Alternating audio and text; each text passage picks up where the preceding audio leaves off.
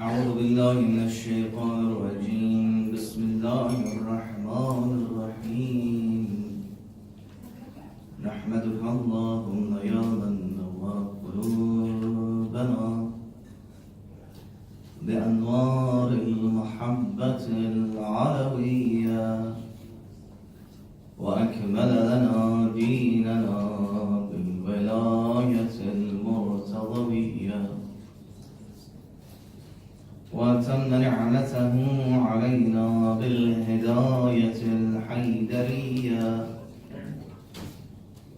ونصلي ونسلم على الخاتم لما سبق، والفاتح لمن خلق، والمعلن الحق بالحق، والدافع جيشان الأباطيل، والدامي سودات أواني حبيبك وحبيبنا أبي القاسم محمد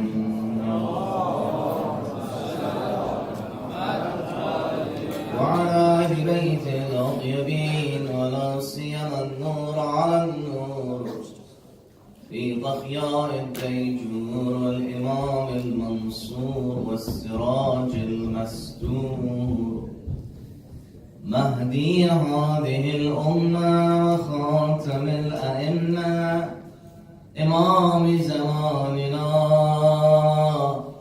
الحجة بن الحسن العسكري، عجل الله تعالى فرجه الشريف، ولعنة الله على أعدائهم من الآن إلى قيام يوم الدين. اللهم كن لوليك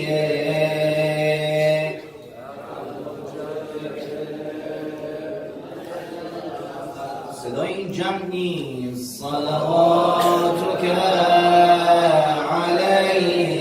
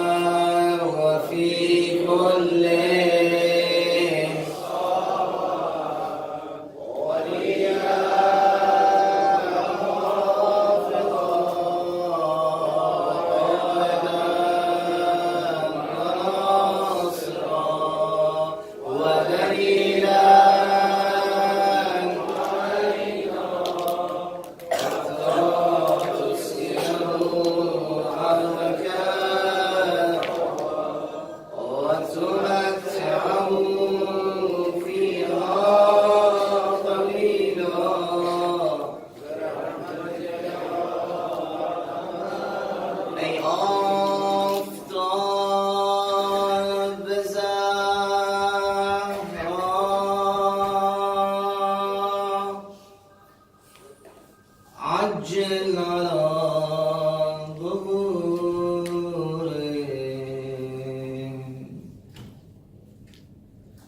تنهای شهر صحرا، عجل على ظهوري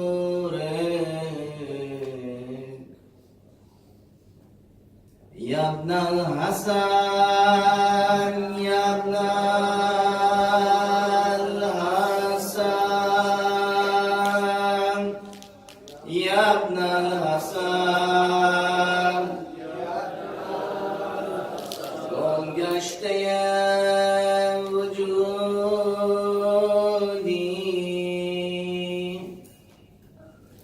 گم گشته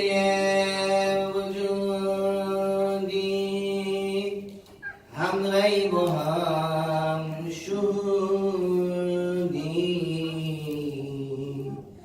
در دیده و دل ما عجل على ظهورك يا ابن الحسن، يا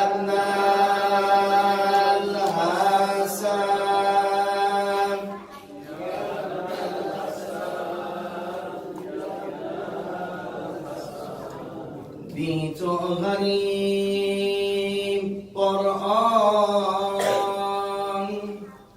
بی تو اسیر اطران، بی تو علیست تنها، عجل علی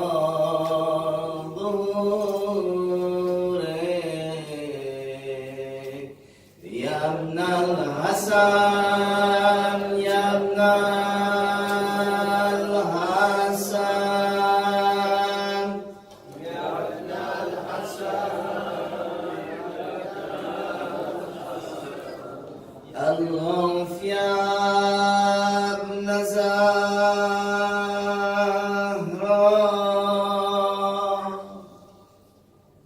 هيدر کنم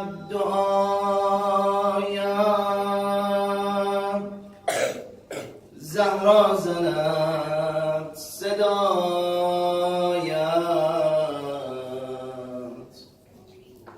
الغوث الغوث الامان ای مهدی صاحب زمان یا ابن الحسن یا ابن الحسن یا ابن الحسن ما ترانا ونراك ليس لنا مولى سواك أرواحنا لك الفداء يا ابن الحسن يا ابن الحسن. To pray for the hastening of the reoccurrence of our awaited Sayyid Sahib al-Asr al-Zaman. Let's recite 3 down salawatukum Muhammad and Ali Muhammad.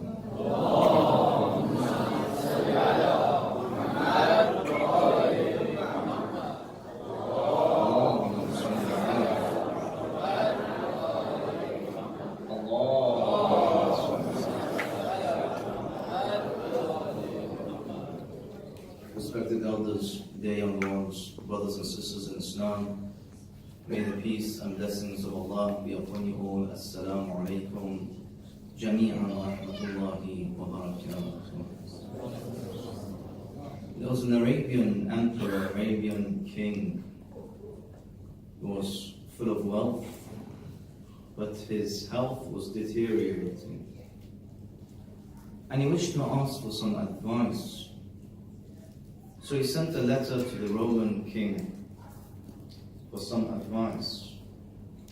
He asked the Roman king that my situation, my health has come to an end, I'm of elderly age, and with the wealth that I have, what do you suggest, what do you recommend, how shall I leave it behind, my successors, my heirs, my sons, my children, and what do you suggest about this wealth and this money and this value? The Roman king gave him a beautiful advice. He said, money and wealth is temporary and transient. Dunya. What best that you can leave behind as a legacy for yourself and your children is to instill within them the best of morals and manners, the best of akhlaq, the best of characteristics and personality. So much so that when you leave this world with the beautiful characteristics and manners and morals that your sons and children would have, that would reflect on the great fatherhood, the great parent, the great motherhood, and reflect on you being a great father, a great role model for them, a great leader for them. In Islam, there is nothing more emphasized more than the importance of having good akhlaq, good manners, good morals, good behavior. The word akhlaq comes from the word khulq. Khulq, mankind's natural characteristics, his personality, his morals. And you find that having good manners and good morals is not just something specific to Islam. It's a universal quality. It's a universal characteristic. The whole world wishes to aspire and to surround themselves around those who have good manners, good behavior, good morals, good characteristics. And Islam emphasizes this the most. You find a man came to the Holy Prophet and said, Ya Rasulullah, I want to know what's the religion all about. What's deen about? Mad deen. Rasulullah responded, Husn al-khulq. Have good manners, good morals. He said, he went and he came from another angle. You know, sometimes when you ask the same question 2, 3, 4, 5 times, you find different answers. Oh, he actually said this, he actually said that. Oh, it means this. He said, Ya Rasulullah, mad deen. Husn al-khulq. He went, came back from another angle. Ya Rasulullah, mad deen. Husn al-khulq. On various occasions, Rasulullah responded to that person, what's deen? What's the religion all about? He responded, Husn al-khulq. So much so that he said, لا يدخل الجنة أحد إلا بحسن الخلق. None shall enter Jannah, paradise, less that they have good akhlaq, good manners. They came to Rasulullah and said, Ya Rasulullah, there is someone in our neighborhood, prays all night, qa'iman layla. Every night is an ibadah, worship, worship, worship, worship. Sa'iman nahari, fasting every day, fasting, fasting, fasting, fasting. ولكن يا رسول الله تؤذي جاريها بلسانها.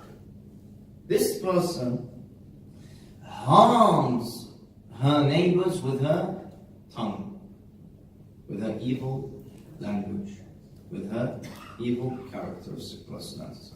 So they were innocent. They said, Ya Rasulullah, what is her status in Jannah? Because she prays and she fasts. Rasulullah said, Ya min ahli nar. If this person continues at such a level, those fasts and prayers have no value if your akhlaq is evil, if your akhlaq is no good at all. And that's what you find in the lifestyle of the Ahlul Bayt alayhim salam. They would emphasize the importance of having good akhlaq, a universal characteristic and quality we need to have to improve our own nafs, our own self, our own manners, our own morals. Amir al-Mu'min will say, for example, لو كنا لا نرجو نارا لو كنا لا نرجو الجنة ولا نخشى نارا. If we were not to wish and yearn to enter Jannah, and we had no fear of hellfire, and no thought of thawab and iqam, no thought of what? Deeds, rewards, and no thought of punishment and sins. لَيَنْبَغِي عَلَيْنَا. It should still be compulsory upon us to have what? مَكَارِمَ الْأَخْلَاقِ, the best of characteristics and morals and manners. فَإِنَّهَا سُبُلُ النَّجَاةِ. For they are the keys to success, the keys to salvation, the keys to have good morals, the keys to be the best person in this world. Your own manners, your own morals. You find that there are benefits that are worldly benefits and hereafter benefits of having good akhlaq, good characters. By the way, our Holy Prophet Rasulullah sallallahu alayhi wa sallam, the main reason he was sent down on this earth, 124,000 was sent down, Khatam al-Anbiya, Sayyid al-Rusul, the final messenger, the final prophet, he states himself, إِنَّمَا بُعِثْتُ لِأُتَمِّمَ مَكَارِمَ الْأَخْلَاقِ. I was sent down in order to complete and perfect mankind's morals, mankind's akhlaq. Others came and were able to come and teach us about prayer and fast and everything else. But Allah subhanahu wa ta'ala sent us the one who had uswatun hasana, who was the best role model for years and years, generations and generations, centuries and centuries after the demise of Rasulullah. We still will and learn from the akhlaq and the morals of Rasulullah, who he himself, Allah subhanahu wa ta'ala says about him, إِنَّكَ لَعَلَى خُلُقٍ عَظِيمٍ. Verily, you have the most perfect of manners, most perfect of characteristics, most perfect of morals. And itself, these lessons from akhlaq, they are day-to-day guidelines for us. We can't summarize it in a short lecture tonight about the various teachings of Rasulullah, his akhlaq, his manners, the importance of greeting one another, the respect of one another, the respect of a brother, the respect of a sister, the respect of a father, the respect of a daughter. All of these come under the characteristics of akhlaq. And the Ahlul Bayt would teach us the benefits of akhlaq in our life today. They would say, for example, having good akhlaq, husnul khulq, yazidul muhabba, will increase love between one another. Reciprocal love. No one would like to be around someone who is evil in their manners, who always swears and abuses me, who always cheats me, who always lies with me. No, I want to be with someone who has good manners, good morals, who's always smiling, nice akhlaq, greeting, friendly, kind, general. All of these come under the guidance. Yazidul mahabba, increases in love. Husnul khulq, yazidan al-a'mar, inna al-birr wa husnul khulq, yazidan al-a'mar wal-tiyar. Husnul khulq, and having goodness, piety, it allows the homes to flourish. It increases your wealth and sustenance. Why? Because, for example, you are truthful, you are smiling, you are friendly, people wish to cooperate with you, people wish to have business transactions with someone who is trustworthy, someone who is truthful. You find also, for example, they will say that husn al-khulq not only increases in love, increases in flourishing the homes, increases in your rizq, but also increases in your health. And so you find Rasulullah himself would say, Allahumma as'alika as-sihha wa husn al-khulq. Allah, increase in my good health and my perfection in akhlaq. Husn al-khulq wa as-sihha. And you find that the Ahlul Bayt said that the best way that we can invite others to the path of Allah subhanahu wa ta'ala is with our own morals, with our own akhlaq, with our own manners. Walk the walk. When you talk the talk, walk the walk. So for example, they would say that كُونُوا لَنَا زَيْنًا وَلَا تَكُونُوا عَلَيْنَا شَيْنًا. Be a source of beauty, ornament, a jewel for us. When people see my akhlaq, our sisters who are the ambassadors of Islam, wherever they go in the world today, the great role that they have as the ambassadors of Islam, the representatives of Sayyid Zainab and Lady Fatima, they are ambassadors. People look at them and say, wow, what a true Muslim, with their great akhlaq, with their great modesty, with their great honesty, with their great truth. Our brothers, ambassadors of Islam, people would look at you, would look at your akhlaq, and they would judge your religion, they would judge the religion that you follow in accordance to the way that you practice it. You have to be extremely careful. The way some of us are treating others, people want to not even come to our own homes anymore. Some people, they knock on the door. Who is it? Father's home. The sons start to run away. Monsters about. What's happening? No, I'm so scared of my father. Why? You'll come beat me. No, what? Let's have that love with one another, the respect with one another. Ensure the homes are flourishing with mahabbat, mawaddat, rahmat, mercy, love, reciprocal love between one another.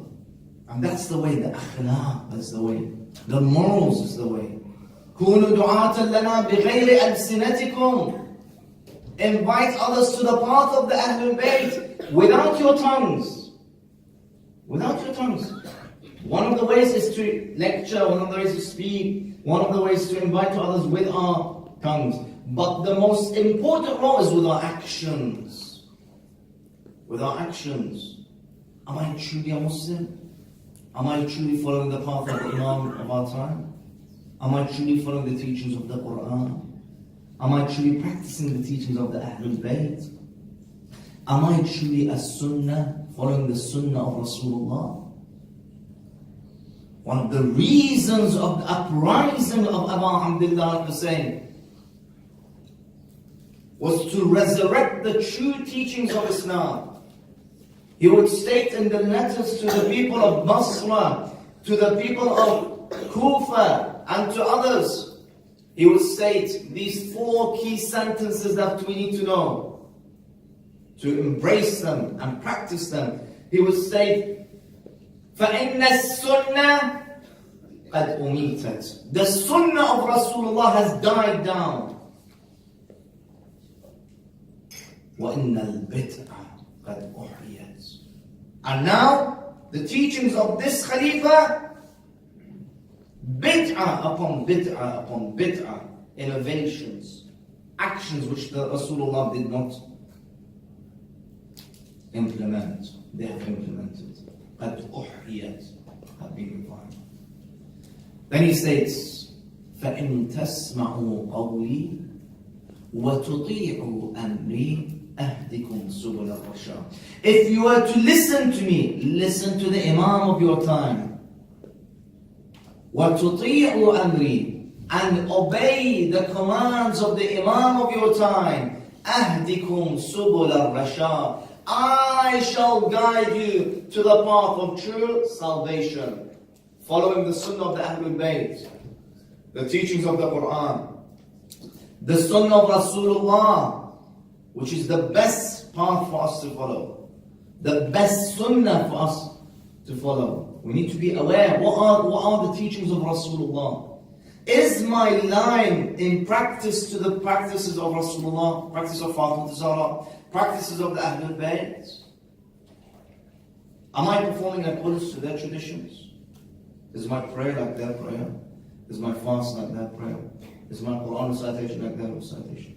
Is the way my act like the way they acted? How would they have performed the actions that I'm performing today?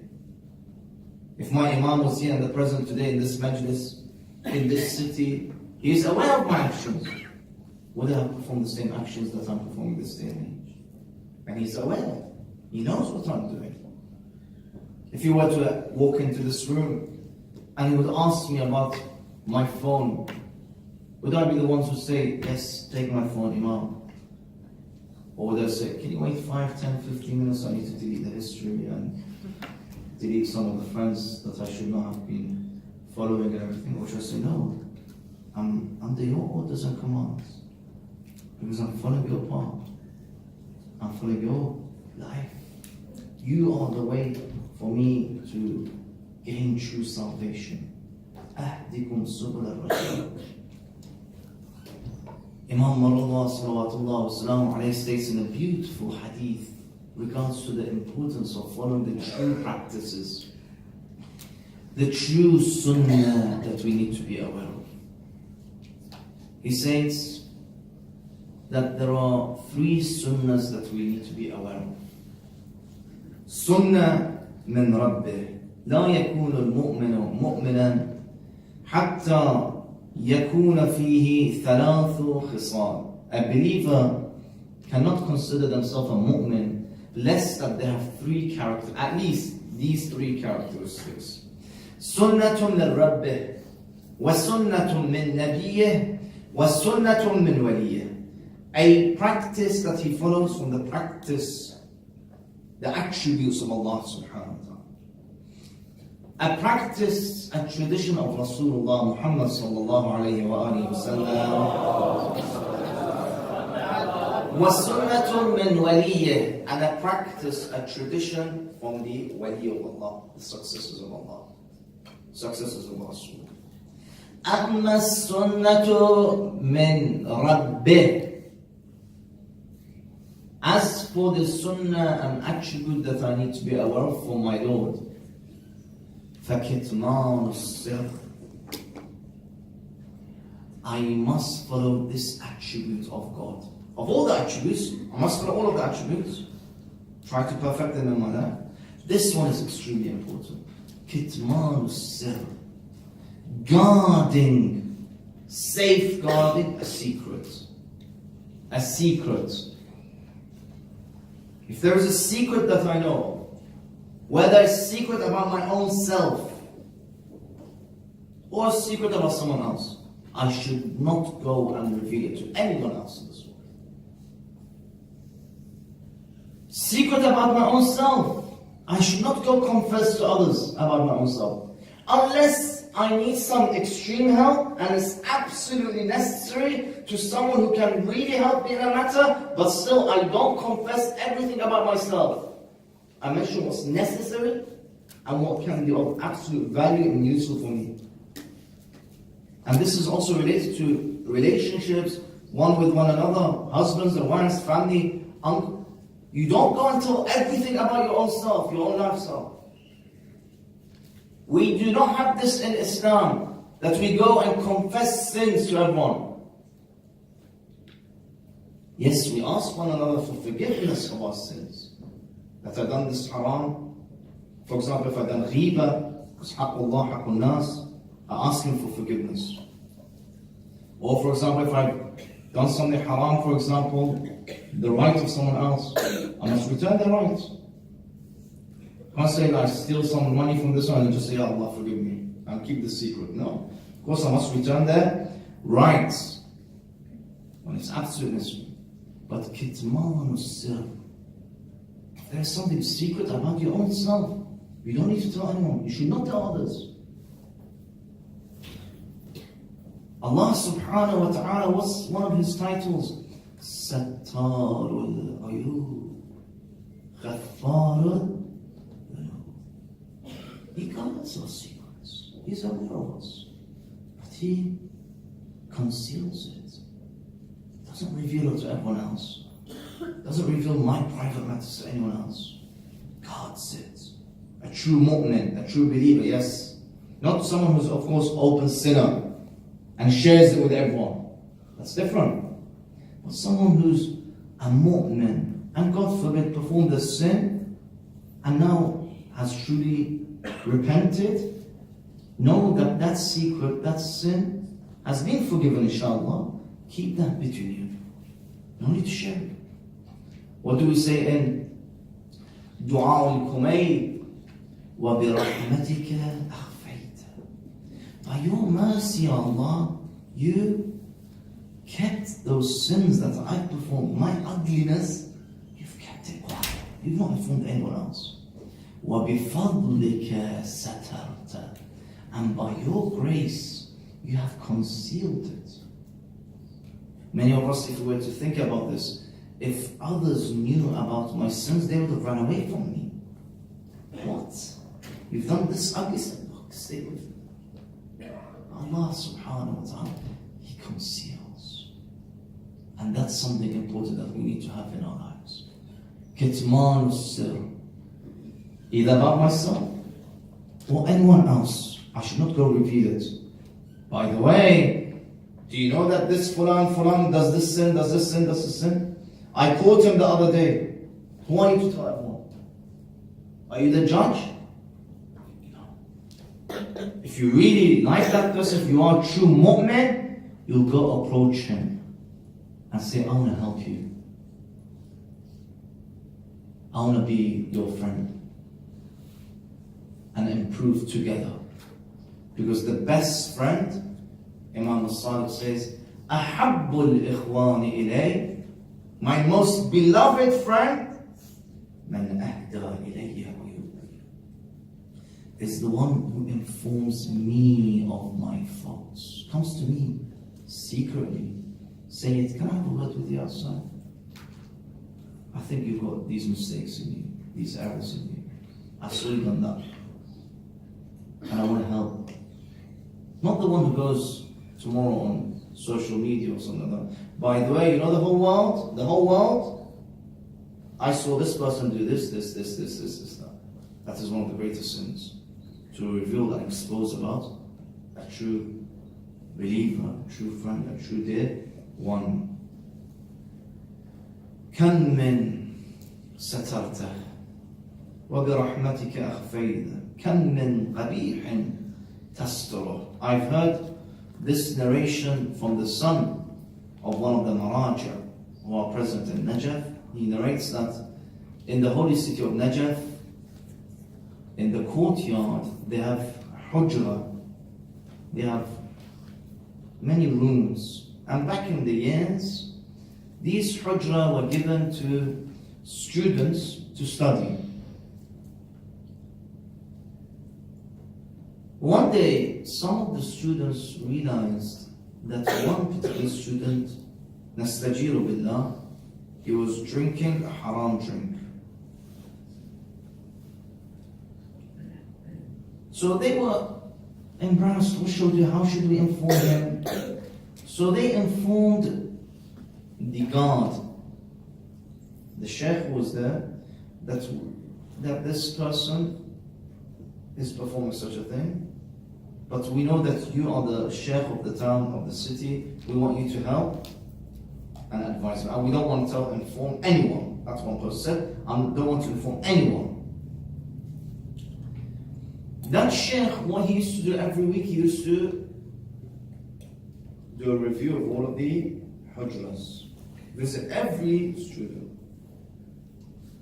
They did not instantly even inform which student it was. They didn't even name him. They didn't mention who it is. Not to expose him. So that's sheikh, he would go to every single room and he would not see any signs of that haram drink until he entered one of the rooms of one of the students and he noticed that there was a distance between the books of the bookshelf and the wall. And he realized that there was the haram drinks behind that. How should he inform him? Should he inform him? Should he expose him? Look what he does. After greeting him and everything, he asks that student, what's the name of that book on the bookshelf? So for example, he says, volume of Bihar al-Anwar, for example. What's the name of this book? For example, Al-Awratul Uthwa. What's the name of this book? Minhaj al-Salaf. What's the name of this book? Mafatih al-Jinan. What's the name? That student realized that the mushrif, the supervisor, the sheikh has got an idea of what's happened. What's the name of this book? The student says, Rahimallah man satara asrar al-mu'min. May Allah bless the one who guards and conceals the secrets of another person. He got the hint. I said, fine. Is there such a book called Rahimallah man satara asrar al-mu'min? No such book. Ahsantum, thank you very much. Inshallah, we'll see you next week. By next week, it's narrated that that student came to the haram of Amir al-Mu'min asking for tawbah, and nasuha, refrain from that sin, and no one knew who it was. It was between him and Allah subhanahu wa ta'ala. And Allah subhanahu wa ta'ala accepted his tawbah, accepted his repentance. Tawbah between you and Allah subhanahu wa ta'ala. Allah cleanses the sins. Allah removes the sins, forgives us of our sins if it's true repentance. Tawbatan nasuha. But the first one, the first sunnah that we need to have and practice in our lives, sunnatun min rabbih kitman as-sir. Number two, second, sunnah min nabiyyah, the sunnah from our Prophet Our holy Prophet, مُدَارَاتُ النَّاسِ وَأَمَّا السُّنَّةُ لِلنَّبِيِّ فَمُدَارَاتُ النَّاسِ. What's that? Taking care of the affairs of people. Forgive others. Love others. Appreciate others. Understand others. خُذِ الْعَفْوَ. Always be forgiving. Always be of those who don't have a grudge on others. Be forgiving. Brothers and sisters, if we forgive, we should learn from our Ahlul Bayt alayhi salam. Learn. If you forgive, you should also forget. If you truly forgive, forget it. Don't be of those ones. Don't go to this person's house. Why? 36 years ago, he forgot to give me tea in the majlis. That's it, we'll never go to the house anymore. I thought he asked you for forgiveness. He did, but it's a very important incident, I'll never forget it.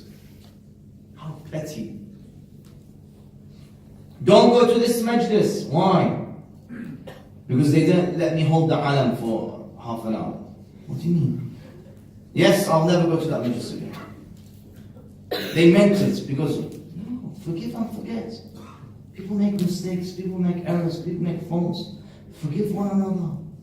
Appreciate one another. Accept one another. Love one another. We're one. United, brotherhood, community, all for the sake of Allah subhanahu wa ta'ala. We should truly forgive and forget. A man came in the gathering and he had rich clothes and he was poor nature, and they were sitting in a study circle, and the only place to sit was next to the wealthiest person in the home. He sat down and that wealthy person done this. As if to say that I am what? Better than you. Rasulullah saw him. He said, do you think by him sitting next to you your wealth would have been lost? He said, no. He said, by him sitting next to you, do you think his poverty would have come to you? He said, no. He said, do you think by him sitting next to you, your status, if you have any status, would have been diminished? He said, no. He said, Ya Rasulullah, I'm truly ashamed of what I've done. How could I have done it? I have akhlaq. I'm supposed to follow your akhlaq, Rasulullah's akhlaq. Ya Rasulullah, I asked this man for true forgiveness. Ask him, by your sin, to forgive me. Forgive me. And Ya Rasulullah, after he forgives me, inshallah, I would like to give half of all my wealth for him. The man said, Ya Rasulullah, I accept his forgiveness. May Allah bless him. But Ya Rasulullah, I do not accept half his wealth. I said, why? Half of my wealth. He said, Ya Rasulullah, I fear the moment that because of wealth, I have takabbur in my heart and pride, and next time someone comes poorer than me, I do the same thing. I wish to not stay in that situation. I wish to save myself from that position. خُذِ الْعَفْوَ مُدَارَاتُ النَّاسِ. Forgive others. Welcome everyone. Accept everyone. One day, Malika Ashtar, Radwanullah ta'ala, may Allah truly bless this great commander, companion of Amir al-Mu'mineen. He was walking in the markets and two people were there. They thought, let's have a joke. A very rude characteristic they had. One of them got a fruit and threw it on the head of Malik Ashtar. How did Malik Ashtar respond? Did he get the fruit and throw it back? He walked calmly.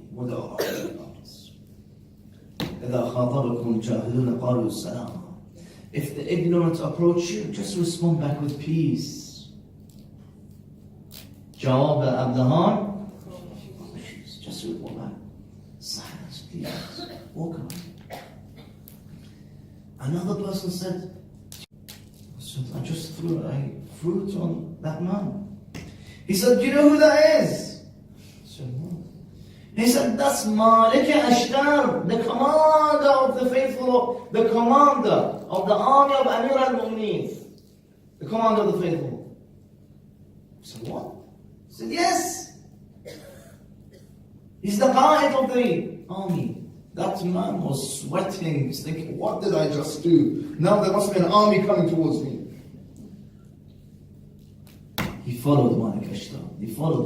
They said, where is he? Where is he going? They said, that way, that way, that way, that way. He went, he saw Malik Ashtar is in the masjid. He's in the prayer. Malik Ashtar was praying salah. As soon as Malik Ashtar finished his salah, his namaz, he went to him and kissed him. He said, please forgive me. Please forgive me. Malik Ashtar said, I came to this masjid to ask Allah subhanahu wa ta'ala to forgive you.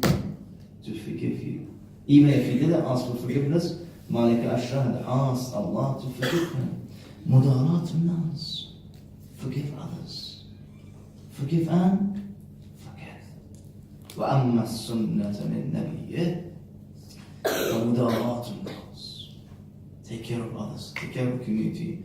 A true Muslim, al-Muslim, the whole Muslim nation should be like a body. If one part of this body is in pain, the rest should feel it. The rest should approach it. Help. Forgive. Care for one another. Appreciate one another.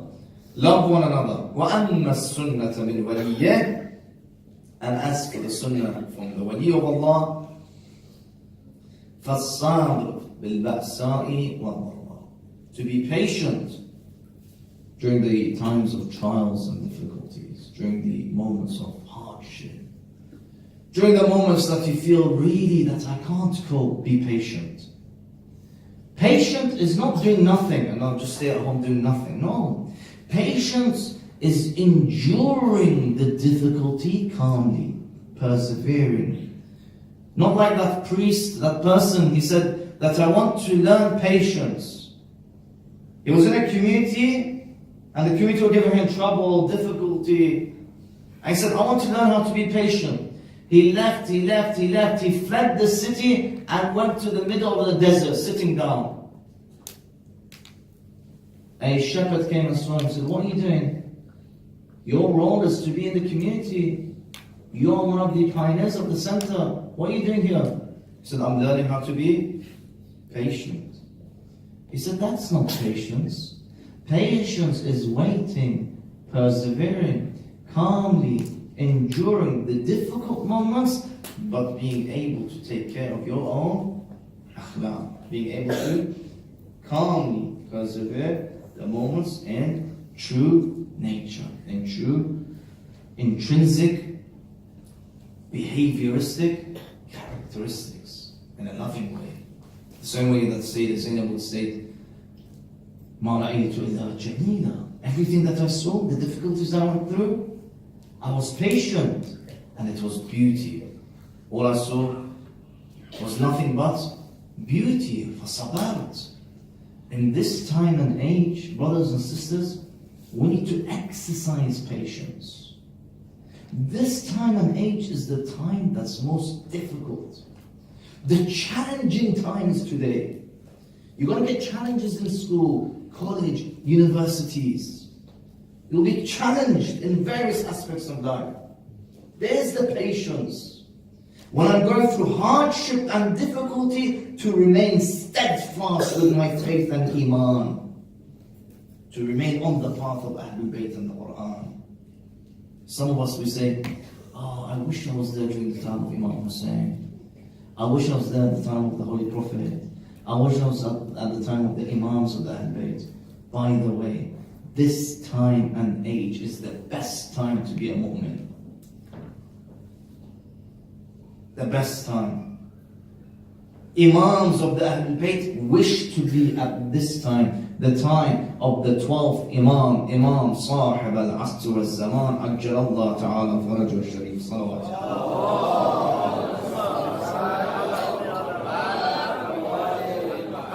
They would say, Quba, congratulations, glad tidings to the true mu'mineen who are at the time of the 12th Imam, waiting patiently for him. انتظار الفرج بالصبر عبادة.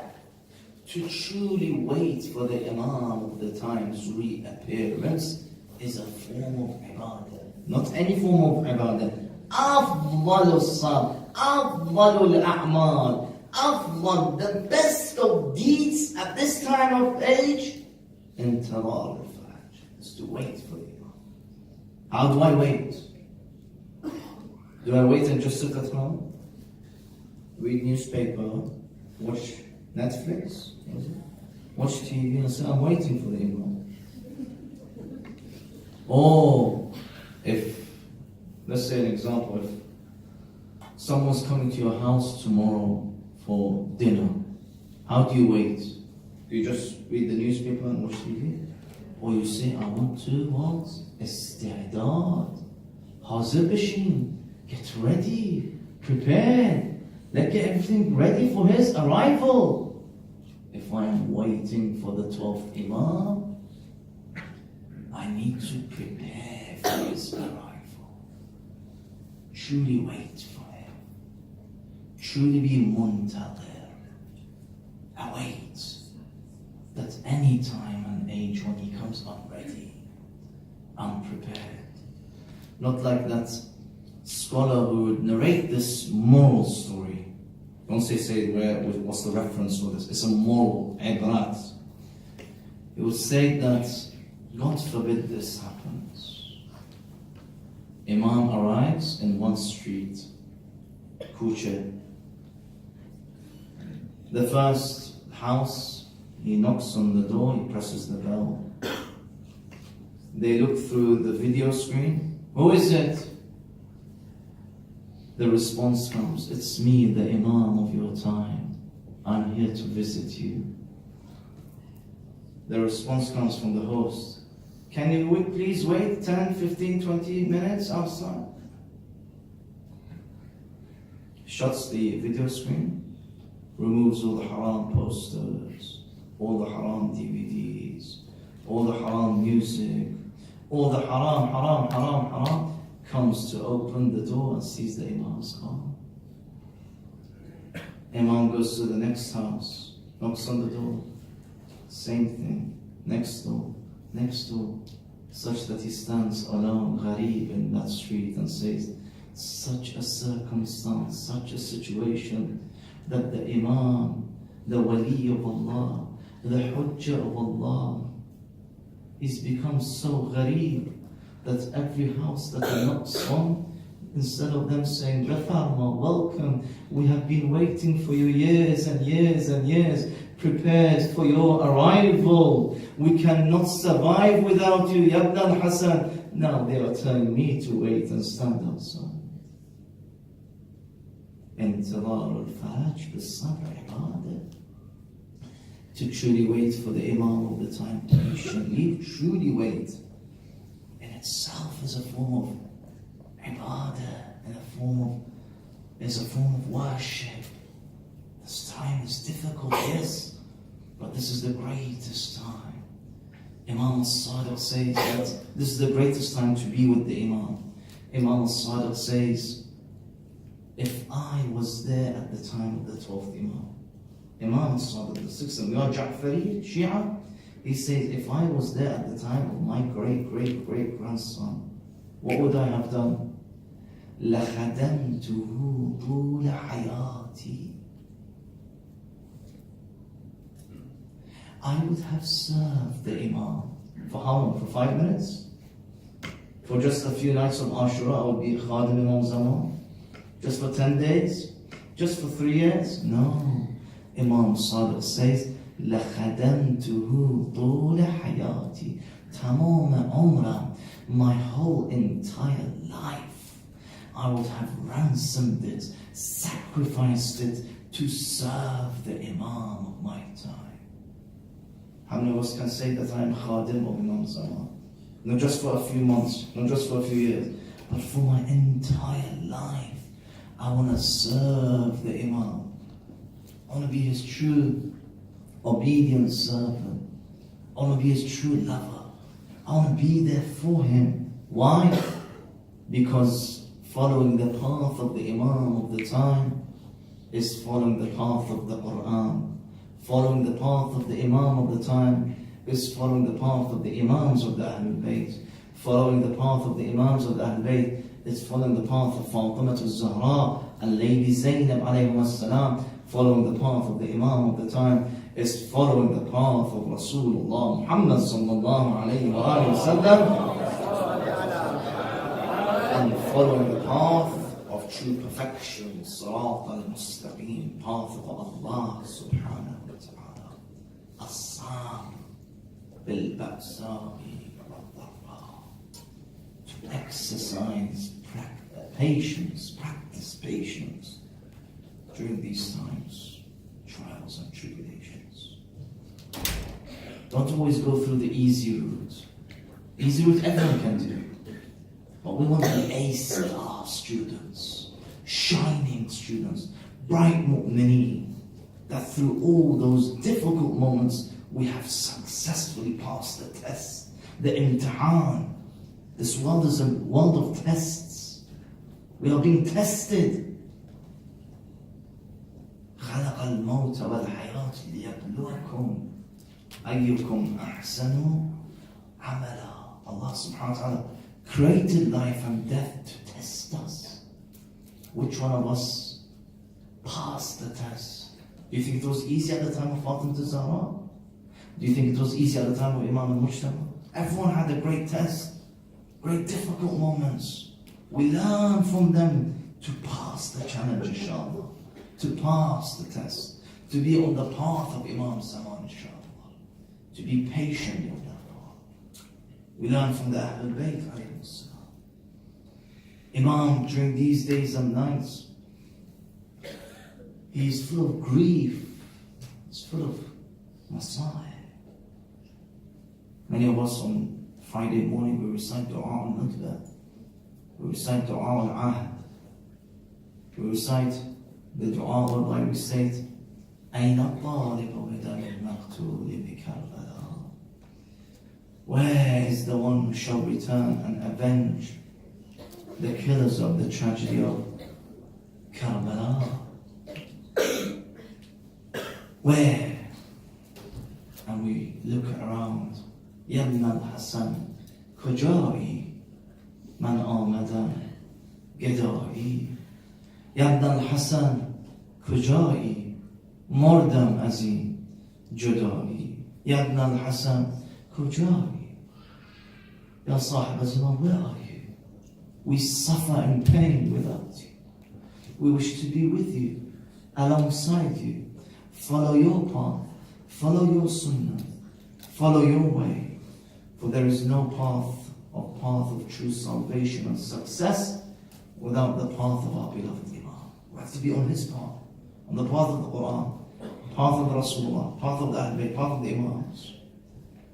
He would state in ziyarah, in regards to his beloved great grandfather, he would state, لَأَنْدُبَنَّكَ صَبَاحًا وَمَسَاءً. I shall cry and mourn for you, morning and night. I shall cry and remember the tragedy of Aba Abdullah Hussein. We wait for that day that the Imam reappears and he states, أَلَا يَا أَهْلَ الْعَالَمِ إِنَّ جَدِّيَ الْحُسَيْنِ قُتِلَ مَظْلُومًا قُتِلَ عَطْشَانًا وَحِيدًا خَرِيدًا. We wait for that day whereby he states, Ya litharat al-Husayn, oh the ones who are here to avenge the tragedy of Aba Abdullah al-Hussein. What tragedy shall we remember tonight? What grief shall we remember on such a night? A tragedy which for even Aba Abdullah al-Hussein was so great. A tragedy that when this grief took place, Imam al-Hussein himself would state, Al-an in kasra dhahri.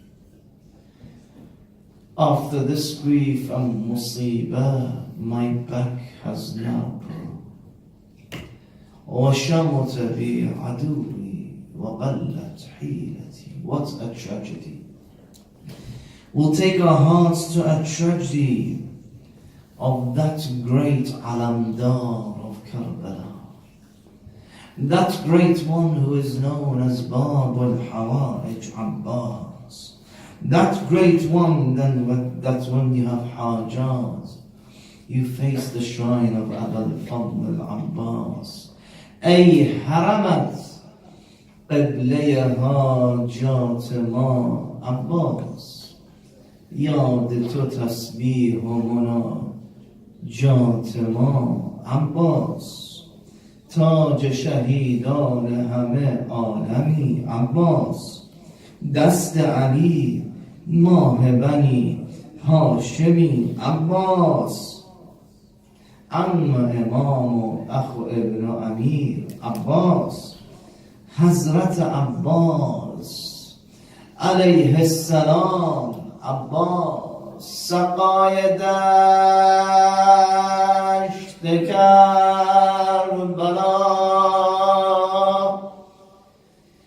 سقای دشت کربلا. ابوالفضل ابوالفضل.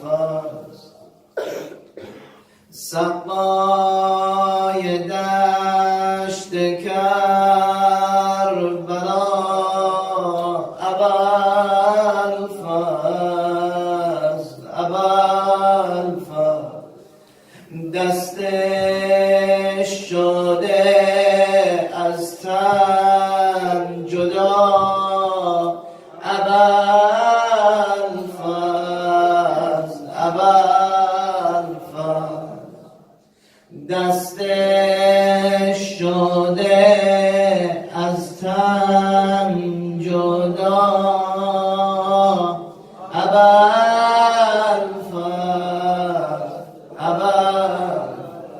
Abbas, those who hear your event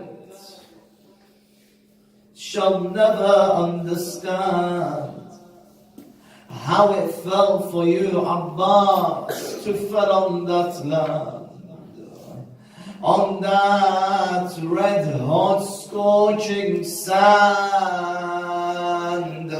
without your two beloved hands. Abul,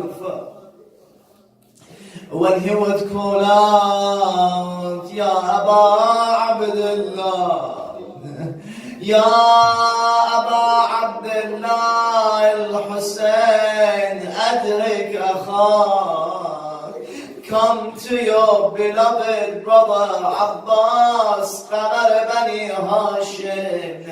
Come towards your beloved Abbas. It's the final wida. Aba Abdullah al-Hussein comes towards his beloved Abbas. Oh beloved Abbas, what's happened to you? What have they done to you? Where are your two beloved hands, Abbas? Why have they pierced an arrow into your eyes, Abbas? Abbas, فوضع رأسه في حجره. Imam al-Hussein places the head of Abbas in his lap. Abbas removes himself from the lap of his beloved brother. Abbas says, Imam says, why, Ya Abul Fadl, why do you remove yourself, remove your head from the lap of your beloved brother, Aba Abdullah? Abbas says, Ya Aba Abdullah, Ra'si fi hijri, my head in your lap, وبعد الساعة, and after 1 hour, whose lap would your head be? Ajabba wafai Abbas. Abbas would know that there would be a moment that Aba Abdullah would be Waheed and Farida. He would call out, Wa qillata nasra. أين هل من ناصر ينصرني? And who is going to be mourning for the tragedy of Aba al-Fadl al-Abbas and Aba Abdullah? There would be one mother, Fatimah al-Zahra alayha salam. She goes out for Abbas, for the tragedy of Abbas. Then she goes out for Husayna, for the tragedy of her beloved son, Aba Abdullah. Ya Hussein, Ya Hussein, Ya Hussein.